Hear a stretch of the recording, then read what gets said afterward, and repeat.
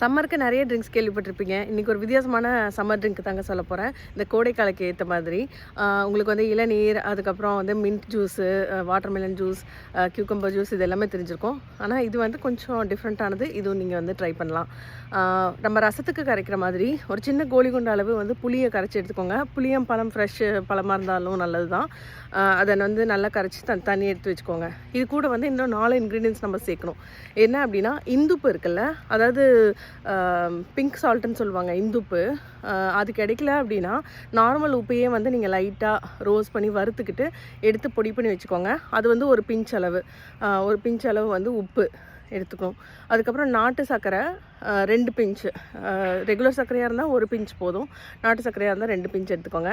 அதுக்கப்புறம் ஜீரகத்தையும் மிளகையும் லைட்டாக வறுத்துட்டு ரெண்டையும் பொடி பண்ணி அது வந்து ஒரு 2 பிஞ்சு, 1 பிஞ்ச் 2 பிஞ்ச் எடுத்துக்கோங்க.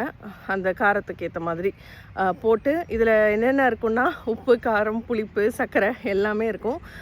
ஆனால் ரொம்ப ரெஃப்ரெஷிங்காகவும் இருக்கும். டைஜஷனுக்கும் ரொம்ப நல்லது. டயபெட்டிஸ் இருக்கிறவங்க சர்க்கரை அவாய்ட் பண்ணிக்கலாம்.